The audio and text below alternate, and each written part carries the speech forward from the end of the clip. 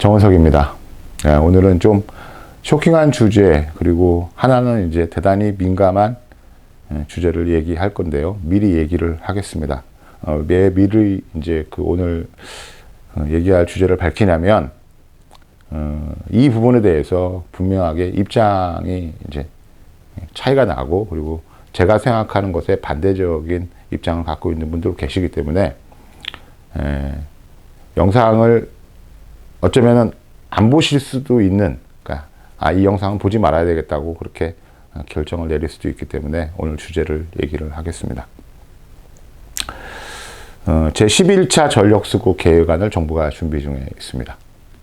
전력수급 계획안은 앞으로 대한민국의 에너지에 관련된 구체적인 비전 내리는 실천적인 방안, 그리고 목표를, 장기적인 목표를 담고 있습니다. 그런데 갑자기 청와대에서 제 11차 전력수급 계획안에 원자력 발전소 10기를 추가해달라, 10기를 건설하는 내용을 추가해달라고 하는 압력이 있었다고 합니다. 분명하게 청와대 발이고요. 청와대 발이니까 누구의 의도이겠습니까? 뭐 더 이상 얘기 안 하죠.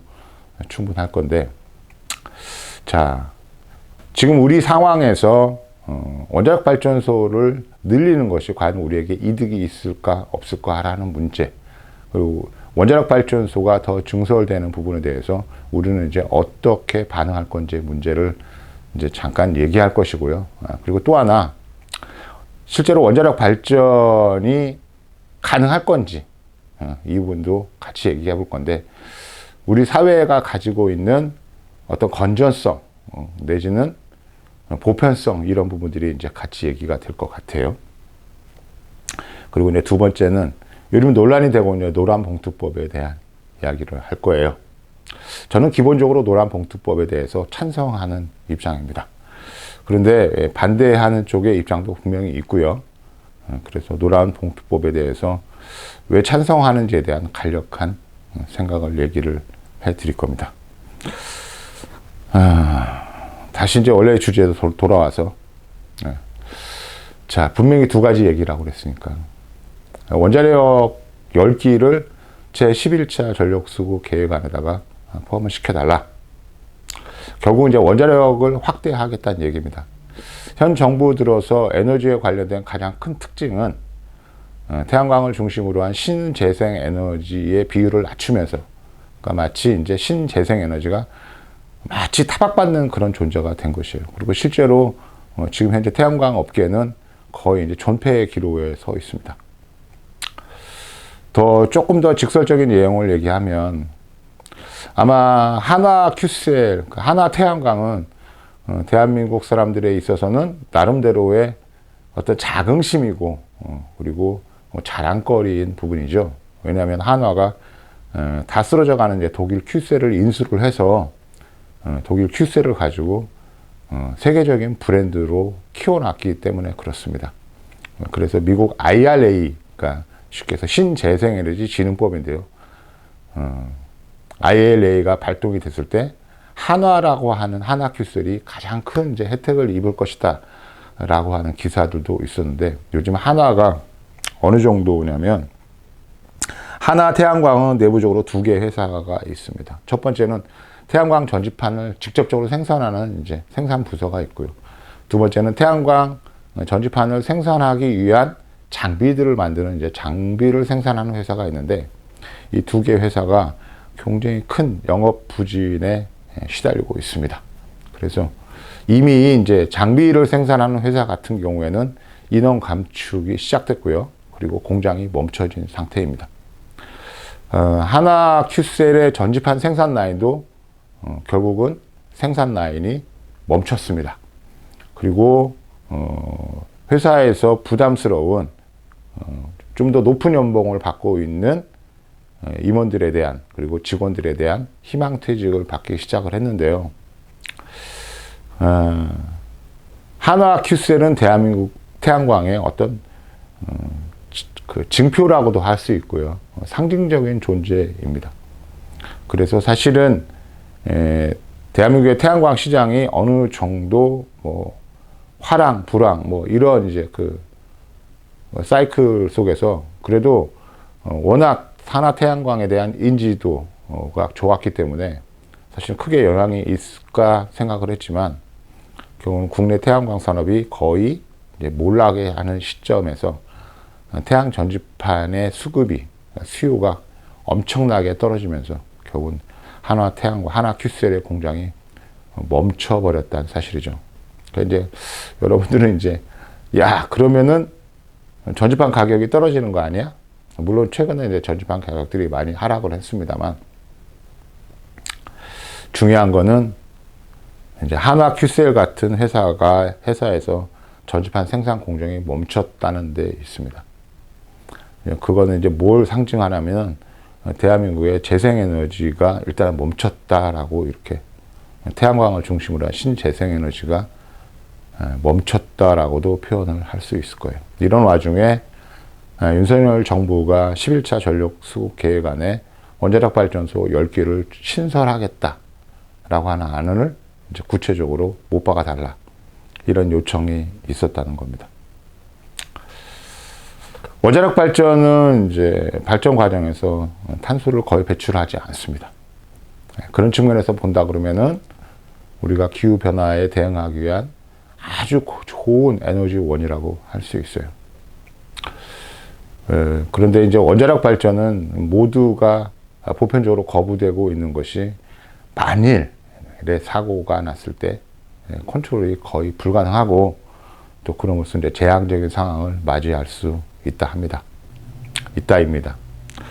원자력에 관련된 이제 많은 전문가들은 지금 현재 원자력은 대단히 안전하고 그리고 또 여러 가지 위험한 부분들을 충분히 컨트롤할 수 있다라고 얘기하고 있어요. 근데 이제 후쿠시마에서 보여준 그런 이제 재해라든가 그런 상황이 생겼을 때 과연 그러니까 그런 상황이라는 거는 우리의 컨트롤할 수 있는 범위를 넘어선 상황인 거죠. 그런 상황에서 원자력 발전소가 과연 우리에게 어떤 위험으로 다가올지 사실 아무도 모르는 거죠. 특별하게 이제 우리에게는 북한과 대치하고 있는 그러니까 전쟁 중인 나라라고 하는 리스크가 항상 상존하고 있습니다. 그래서 뭐 그런 시뮬레이션들이 있죠. 뭐 우리나라에서 다시 이제 전쟁이 개시된다 그러면 원자력 발전소는 일단 아주 중요한 타겟이 될 것이고 만약 그런 과정에서 원자력 발전소가 어떤 통제 과정을 벗어났을 때 그렇게 우리에게 줄 수 있는 피해 내지는 재앙적 상황은 사실은 우리가 상상하기는 굉장히 힘들죠. 상상 불가입니다. 자, 안전한 사회적으로 안전한 나라임에도 불구하고 원자력 발전은 사실은 많이 거부되고 있죠. 그러는 와중에 지금 정부에서 11차 전력수급 계획안에 원자력 발전소 10기를 신설하겠다고 하는 내용은 좀 황당해요. 일단은 제가 처음 들었을 때 아주 황당한데 생뚱맞은 수준을 넘어서 황당하다는 어떤 느낌이 먼저 들었어요. 그러면서 과연 저들이 왜 저렇게 할 것인가 라는 생각들을 가지고 있는데 일단은 그냥 결론적으로 어쩌면 저들은 우리보다 더 올드하다. 우리가 생각하는 것보다 훨씬 더 올드한 세력들이다. 올드한 가치관을 가지고 있다. 네. 그리고 또 하나 더 좀 위험한 게 지금 현재 대한민국의 어떤 그 정치적인 상황을 주도하고 있는 이제 지금 현재 정부를 중심으로 한 대한민국의 리더들은 그런 생각을 하는 것 같아요. 우리가 컨트롤할 수 있다. 우리가 통제할 수 있다라는 생각을 가지는 것 같고요. 그리고 마치 권위주의 정권에서 보였던 그런 컨트롤이나 어떤 컨트롤 하에서의 어떤 사회적인 리더십 이런 것들이 우리에게 더 잘 맞다라고 이렇게 생각하는 것 같습니다. 하지만 우리는 여러분들이 잘 아시는 것처럼 권위주의 정부를 넘어오게 된 권위주의 정부를 무너뜨리게 되면서 그 과정에서 엄청난 희생들, 노력들, 뭐 이런 것들이 있었잖아요. 아픔들. 아직도 진행 중인, 아직도 해결이 되지 않은 여러 가지 피해 사례도 엄청나게 많이 있습니다. 그럼에도 위대한 대한민국인 게 어느 지구상의 어느 국가도 하지도 못한 시민들이 앞장서서 그렇게 때려부셔야 될, 내지는 극복해야 될 사회적 문제들을 계속 극복해 왔다는 점입니다. 그런데 어쩌면 지금 현재 대한민국을 끌고 있는 현 정부의 리더 그룹들은 과거와 같은 그런 생각을 가지고 있는 사람들이 아닐지, 그래서 매우 올드하다고 저는 표현을 합니다만, 미래의 세상, 그러니까 지금 현재도 맞지도 않지만 앞으로 다가올 미래에도 전혀 맞지 않는다, 이런 생각을 하게 돼요. 뭐 여기에 이제 여러 가지 그 다른 의견들이 있을 수 있습니다. 신재생 에너지는 피할래야 피할 수 없고요. 그리고 선택의 여지가 없는 이제 부분이에요. 그냥 더 간단하게 얘기해서 우리 동네에 이만큼의 전력이 필요한데, 너네 전력이 필요한데 여기를 뭐 원자력 발전소를 가지고 전력을 공급해 줄까, 아니면은 뭐 태양광이나 풍력 같은 신재생 에너지로 일단 공급을 해 줄까, 두 가지를 선택하라 그러면 제가 봤을 때는 거의 100% 신재생 에너지의 전원을 선택할 것 같습니다. 물론 거기에 이제 단서 조항들이 달리게 되겠죠. 야, 원자력 발전은 이러이러한 장점도 있고 하니까, 그리고 효율도 높으니까, 예를 들어서 신재생 에너지, 그러니까 태양광이나 풍력에서 제공하는 전기 단가가 만약에 100원이랐다고 했을 때 원자력 발전은 50원에도 공급을 해주겠다. 자, 원자력 발전의 전원과 태양광을 중심으로 한 신재생 에너지 전원이 예를 들어서 단가가 배 차이가 난다고 했을 때, 그러면 이제 여러분들은 어떤 선택을 할까요? 저는 당연히, 자, 원자력 발전보다 2배, 그러니까 배 정도의 에너지 요금을 낸다 하더라도 저는 분명히 태양광이나 풍력 같은 에너지원을 선택을 할 겁니다. 그러니까 여러분들은 어떤 생각을 하시는지 저는 좀 알고 싶고요. 그런 측면에서 지금 원전 열기를 확충하는 문제는 정말로 쇼킹하다. 그리고 좀 황당하다.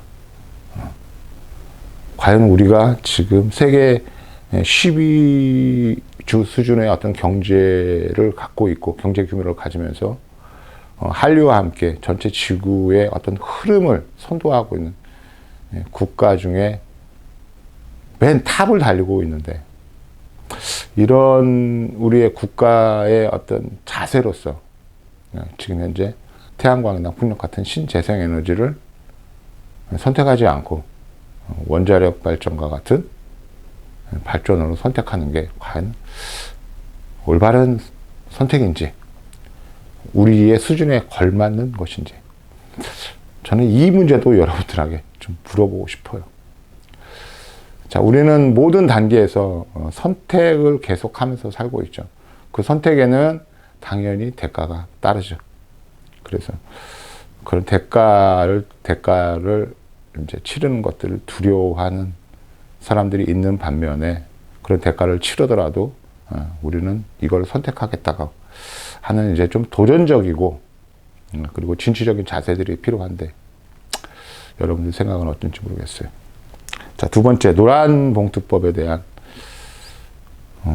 이야기를 하겠습니다. 노란봉투법 얘기를 하려고 그러면 우리나라의 노조에 대한 얘기를 안 할 수밖에 없는데, 대한민국의 그 흔히 말하는 민주노총이죠.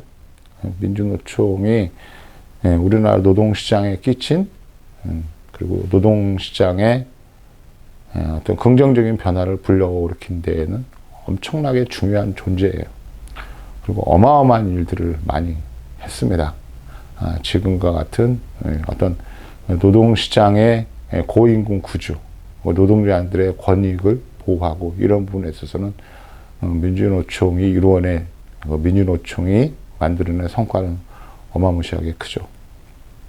근데 최근 들어 이제 민주노총이 좀 변질이 됐다고 표현하는 게 맞을 거예요.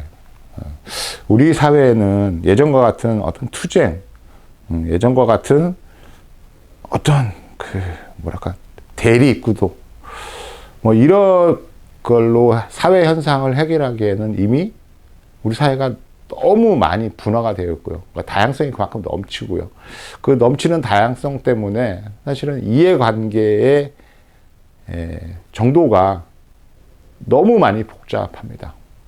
그래서 어떤 사안이 이제 사회적으로 부딪혔을 때 그 부딪혀가지고 발생되는 여러 가지 부분들을 사회적인 이해관계로 좀 확인할 필요가 있는데요. 민주노총은 너무 그런 사회적인 이해관계들을 좀 도외시하는 측면들이 있죠. 뭐 그렇다 하더라도 민주노총이 과연 이 시점에서 사라져야 될 존재인지는 저 역시도 아직 답을 못 내고 있습니다. 왜냐하면 이런 거거든요. 우리가 역사를 봤을 때 역사가 앞으로 전진한다. 내지는 역사의 당위성, 역사의 의미 같은 거겠죠.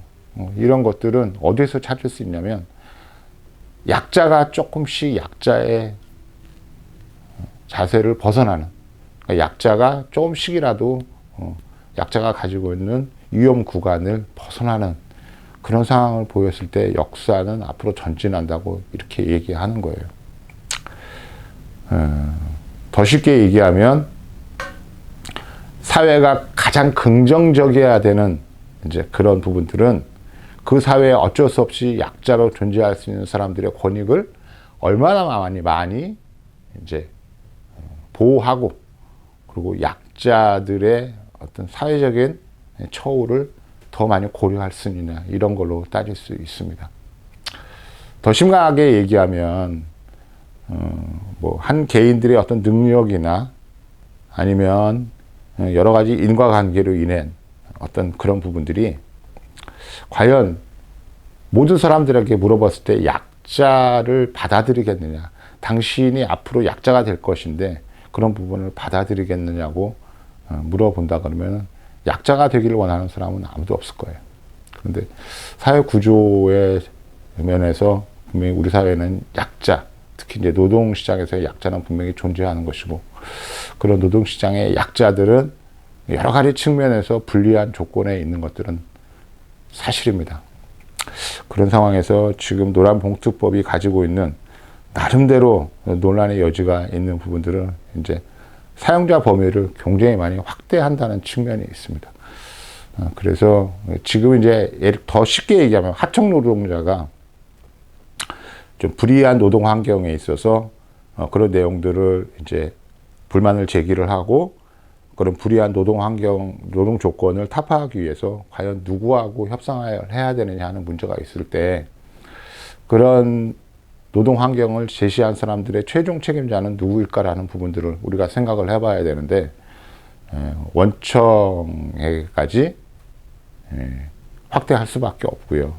원청에서 다시 만들어진 그런 노동 조건들이 계속 아랫단계로 내려오면서 강화되거나 아니면 그대로 상속이 되어서 노동자들의 그 어떤 굉장히 불리한 그런 처우를 만들고 있기 때문에, 이렇게 예를 들어서 그런 노동자가 실질적으로 자기 노동 환경을 좀 좋게 하기 위한 노력을 함으로써 바로 자기 자신을 직접 고용하고 있는 맨 마지막에 하청업체가 아니고 그 위에 하청업체 위의 단계까지도 직접 노동자가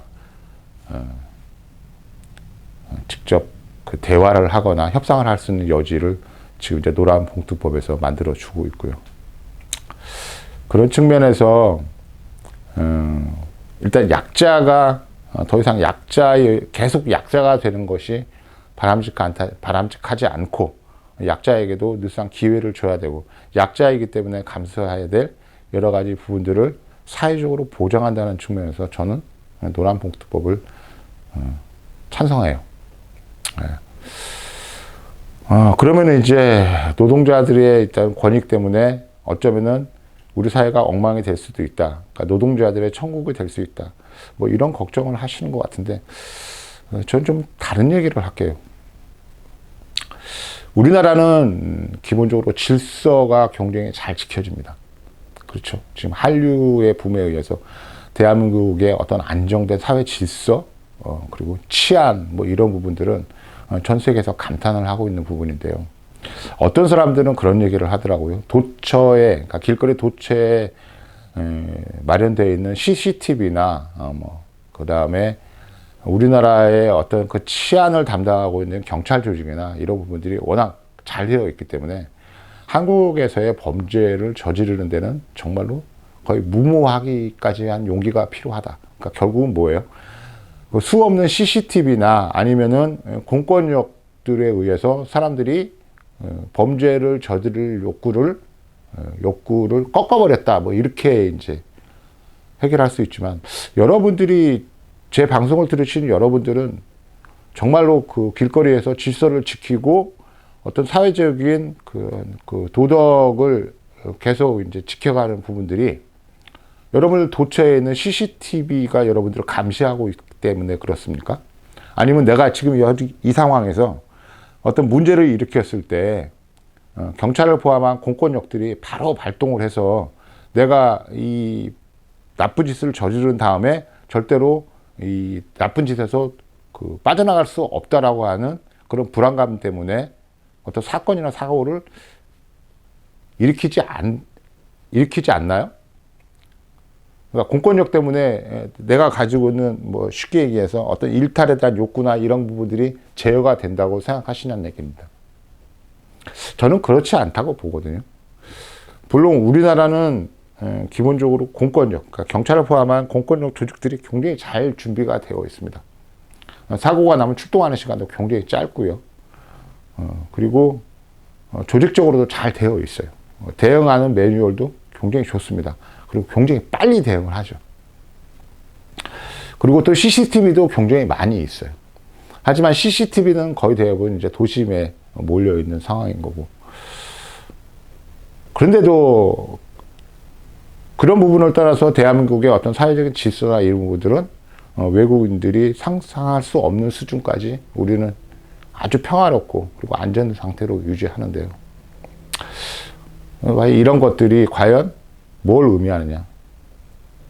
그러니까 우리가 가지고 있는 어떤 속성 자체가 굉장히 평화지향적이고 그리고 문제를 일으키지 않으려고 하는 사고방식들이 굉장히 많아요.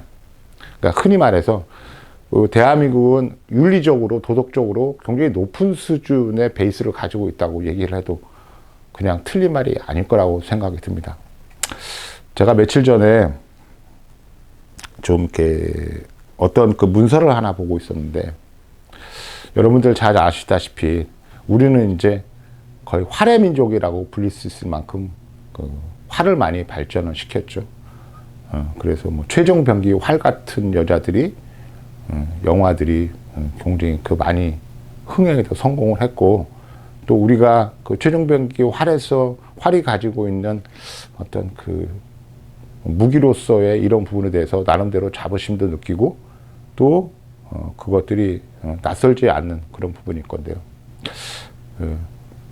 우리가 전통적으로 활을 잘 다루게 된 근본적인 이유가 직접적으로 내 손에 피를 묻히지 않고 적을 무력화시킬 수 있는 아주 효과적인 방법이기 때문에 활을 많이 발전시켰다고 해요. 이게 무슨 소리냐면, 어쨌거나 그 세력 간의 다툼, 뭐 전쟁이나 이런 상황들은 분명히 피할 수가 없는데, 적을 살상하는 방법 중에서 활은 직접적으로 내 손에 피를 묻히지 않는, 그러니까 쉽게 얘기해서 좀 더 잔인하거나 이런 부분들, 그리고 내가 가지고 있는 어떤 생명 존중에 대한 그런 부분들이 나름대로는, 그러니까 쉽게 갖고 있는 내가 너무 잔인한 환경까지는 보고 싶지 않다는 그런 뜻에서 활이 많이 발전됐다고 하고요. 조선시대 그 백정은 사회적으로 대단히 그 천대를 받았고 실제로 모두가 기피하는 그런 직종이었지만 그 분명한 신분 상속의 사회였기 때문에 백정은 그대로 백정으로서 이제 계속 대를 이을 수밖에 없었는데, 왜 백정에 대한 사회적인 어떤 냉대, 천시가 가능했냐면, 우리는 기본적으로 생명을 해하는 것을 가장 나쁜 것으로 인식하고 있는 민족 때문이라는 것 때문에 그 생명을 죽이는 백정에 대한 부분도 같이 사회적으로 그렇게 천시되고 그랬다는 얘기를 그런 문서를 본 적이 있습니다. 결국은 우리 사회가 가지고 있는 기본적인 도덕적인 레벨이 굉장히 높고, 그래서 그런 부분을 생각을 했을 때 사실은 노동 현장에서 어떤 문제가 발생됐을 때 그것들이 그 쟁의로 진행되는 과정에서 폭력적이거나 아니면 일방적인 그런 부분들로 이렇게 한쪽이 짓눌러지는 이런 부분들은 사실은 모두가 원하지 않는 건데요. 그렇다고 한다 그러면 앞으로 노동 현장에서 발생될 수 있는 여러 가지 분쟁이나 이런 부분들이 좀 더 설득력이 있고 그리고 약자의 이익을 좀 더 보호하는, 그래서 모두에게 충분히 그럴 만하다라고 인식이 받는 그런 부분으로 해결이 되는 장치들이 계속 마련이 돼야 되는데요. 그런 부분에서 이번에 노란봉투법은 나름대로 도움이 될 것 같아요. 그다 제일 중요한 건 약자는 무조건 보호를 받아야 됩니다. 약자가 보호를 받아야 되는 이유는 있을 수 없고요. 또 약자가 보호를 받아야 되는 조건도 사실은 필요 없습니다. 약자는 그냥 약자이기 때문에 무조건 보호를 받아야 돼요.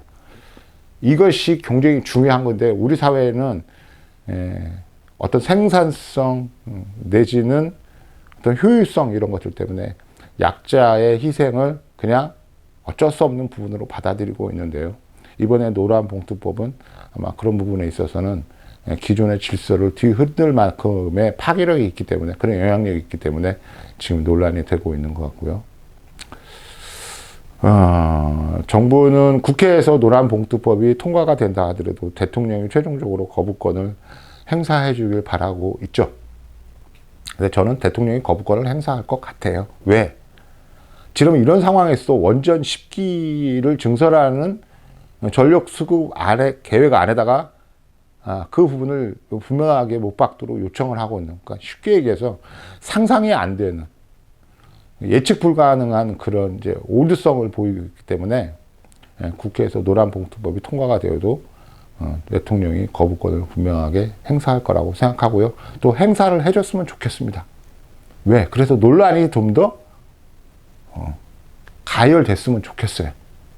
지금 먹고 사는 문제들 때문에 사람들이 모두 다 위축되어 있고, 그리고 자신하고 직접적으로 관계가 없는 것들에 대해서는 무관심 내지는 노관심 내지는 일부러 휘말리지 않으려고 하는 어떤 감정이나 사고의 낭비를 하지 않기 위해서 노력을 하고 있는데, 노란봉투법 같은 것들이 대통령의 거부권으로 인해서 좀 더 사회적으로 큰 논란이 돼가지고 이 법을 둘러싸고 있는 여러 가지 쟁점들, 그리고 약자에 대한 우리 사회에 다시 한번 약자를 어떻게 바라봐야 될지 하는 부분들이 다시 한번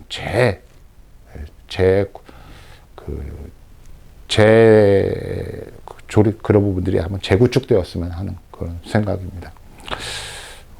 우리 사회는 그 부정적인 부분보다는 긍정적인 부분들이 훨씬 많아요.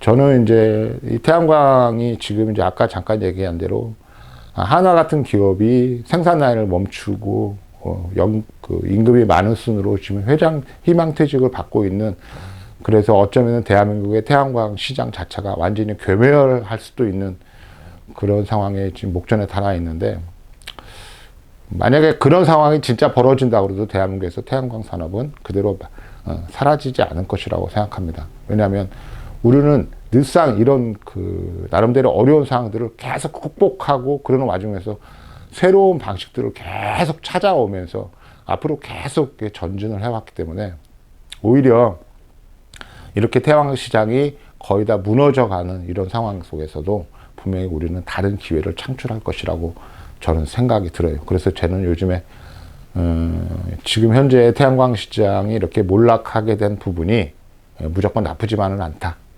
나름대로 긍정적인 부분도 있고, 이 시장에서 이런 상황에서도 나름대로 신재생에너지에 대한 블루오션을 창출할 수 있는 여지도 있다. 이런 생각을 하면서 나름대로 새로운 것을 준비를 하고 있습니다. 자, 오늘 영상은 여기까지인데요. 여러분들은 오늘 얘기한 주제에 대해서 어떻게 생각을 하시는지 좀 궁금합니다. 궁금하고요. 그리고 이런 그 사건들, 특히 이제 제11차 전력수급 계획 안에서 원전을 집중적으로 지금보다 더 드라이브를 걸겠다고 하는, 그래서 반대로 신재생, 태양광을 중심으로 한 신재생 에너지가 더 핍박을 받는, 그래서 오히려 사회적으로 축소가 될 수도 있는 그런 위험성을 여러분들은 또 어떻게 생각하고 계신지, 그런 와중에 태양광에 대한, 태양광, 특히 태양광 발전소에 대한 여러분들의 생각은 어떻게 변할지, 뭐 그런 것도 참 궁금하기도 한데요. 그냥 중요한 건 이겁니다. 정권은 짧고 우리는 계속 전진합니다. 그런 측면에서 본다 그러면 지금 현재 정권이 가지고 있는 저런 올드성, 비합리성, 비역사성 이런 것들은 사실은 뭐 잠깐 이제 지나가고 말 것인데, 저렇게 한 계단씩 이제 주춤거리면서 생기는 여러 가지 이제 어떤 기회비용의 낭비, 내지는 그 기회를 못 잡아서 생길 수 있는 여러 가지 좌절, 뭐 이런 것들이, 그러면서 우리가 치러야 될 사회적인 비용, 이런 것들은 사실은 좀 아깝고 안타깝기도 합니다만 어쩌겠어요. 우리가 아는 다수결을 기반으로 한 민주주의 시스템이 가끔씩 이제 저런 선택도 분명하게 할 수 있는 거니까, 우리가 누구 어떤 세력들을 무조건 뭐 욕할 게 아니고, 나쁘다고 비난할 게 아니고, 저것까지도 우리가 감수하고 수용하고, 그런 와중에서 어떤 길을 찾아야 한다는 좀 더 대승적인 그런 태도가 유지가 된다고 하겠습니다. 노란봉투법은 여러 가지 위험이 있고, 그리고 논란의 여지도 있고, 또 그것이 실제로 그걸 주장하고 있는 세력들이 좀 뭐라 그래야 돼요? 좀 더 너무 선명하죠. 쉽게 얘기해서. 그래서 나름대로 이제 노란봉투법이 가질 수 있는 약자가 최종적으로 어쩌면 공격성을 드러낼 수 있는, 그러니까 쉽게 얘기해서 약자에게 무기를 줄 수 있는 그런 법이기도 하지만, 우리가 과연 그렇게 폭력적인 성향을 가지고 있는 그런 민족일까? 만약에 노동자들에게 상대 그 노동자들이 자신들을 이제 지배하고, 그리고 자신들을 규율하고 하는 상급 기관들 내지는 사용자들을 향해서 노란봉투법이 칼이 되어준다 한들, 과연 노란봉투법의 칼을 가지고 그렇게 사용자들을 무차별하게 난도질할까? 뭐 이런 부분들은 진짜 진지하게 생각을 해봐야 되는 거고요. 저는 우리 사회, 우리 민족이 가지고 있는 어떤 평화를 사랑하는, 그래서 백정까지도 정말로 경멸하고 사회적으로 천시했고, 또 하나 내 손에 피를 묻히지 않기 위해서 비록 적을 살상해야 되지만 칼 같은 도구를 사용하기보다는 활 같은 도구를 사용했던, 그래서 나름대로 최소한의 어떤 평화 같은 것들을 끊임없이 추구했던 그런 성향을 가지고 있는 민족이 있기 때문에, 비록 노란봉투법이 노동자들에게 무시무시한 칼이 되어준다 한들 노동자들이 그냥 마구잡이로 저 칼을 휘두를 거라고는 보지 않습니다. 상상하기도 싫고요. 여러분들은 어떻게 생각하시는지 궁금합니다. 자, 오늘은 여기서 영상을 마치도록 할게요. 감사합니다.